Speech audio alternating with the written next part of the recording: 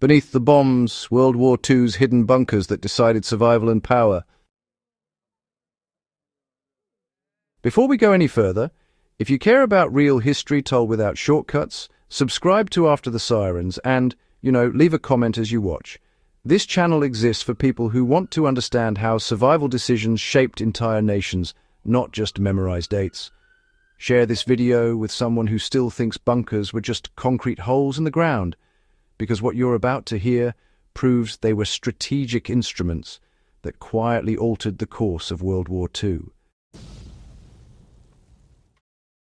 When air raid sirens cut through European cities in the early 1940s, survival stopped being theoretical. Governments, generals, and civilians all faced the same question: where do you go when the sky itself becomes hostile? The answer was not improvisation but engineering, secrecy, and foresight. World War II forced nations to rethink protection from the ground up, and the bunkers built during this era were not merely shelters. They were command centers, psychological anchors, and in some cases, decisive tools of power. Understanding these bunkers reveals how survival infrastructure directly influenced military outcomes, civilian morale, and post-war geopolitics. The most important thing to understand about World War II bunkers is that they were never meant to be passive. German Hochbunkers, British deep-level shelters, and Soviet underground complexes were designed as systems that supported life, command, and continuity. Ventilation shafts were engineered to survive blast pressure while filtering gas. Electrical grids were independent, often powered by diesel generators hidden deep underground. Water reservoirs were built into the structure itself, allowing weeks of autonomous survival.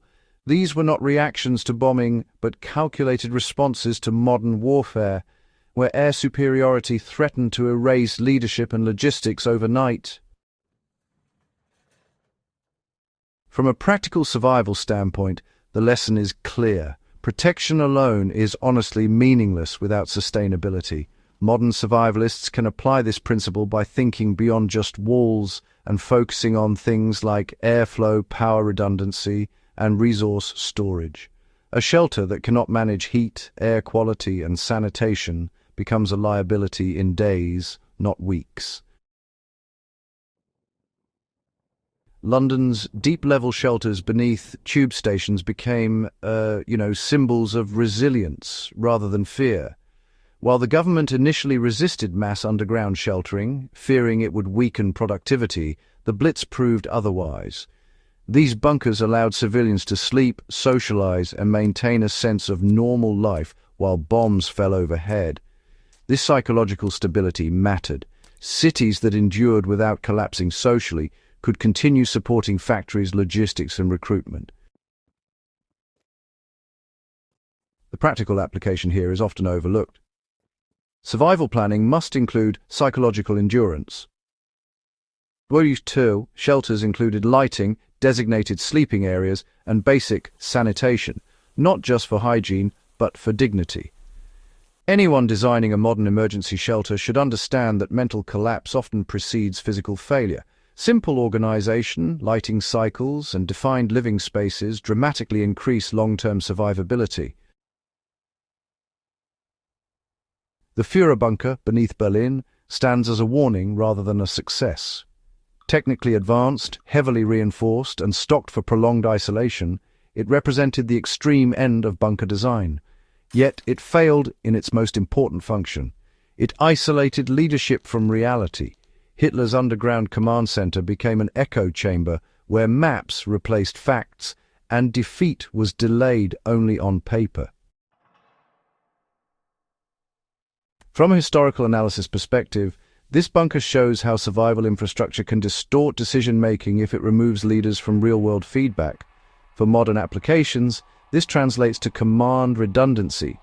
Any emergency system must maintain communication with the outside world.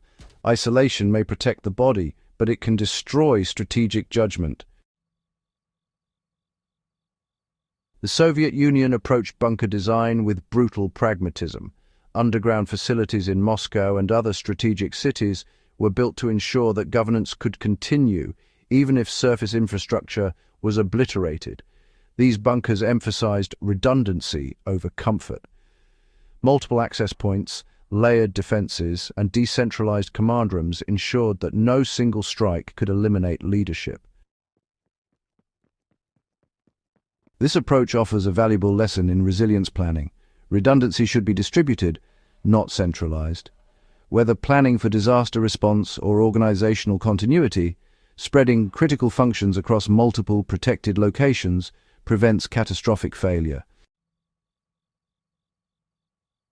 World War II bunker technology did not disappear in 1945. It evolved. NATO command centers, Cold War fallout shelters, and even modern data centers borrow directly from wartime bunker principles. Blast resistance became load balancing, ventilation systems evolved into climate control, underground construction became a symbol of continuity in an age of existential threat. For historians, this continuity matters. World War II bunkers were not historical dead ends, but prototypes. Understanding them explains why modern governments still invest in hardened facilities and why urban underground infrastructure remains strategically relevant. You know, the most enduring lesson from World War II bunkers is intentionality. Every element served a purpose tied to survival over time, not just minutes.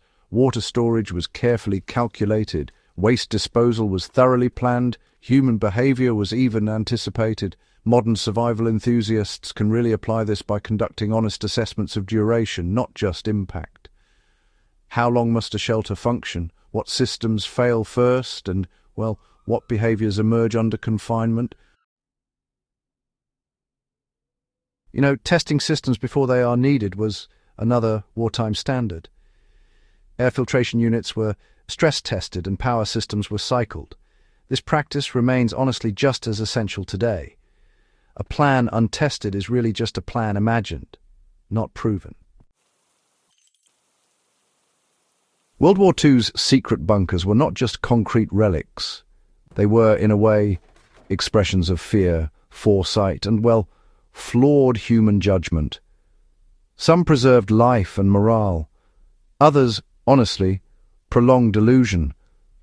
But all of them changed history by redefining what survival meant in modern war.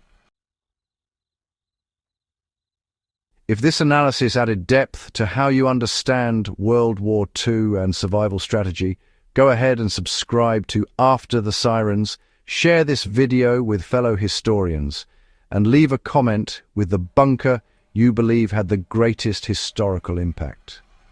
This channel exists for those who refuse shallow history and instead demand understanding beneath the surface. After the Sirens.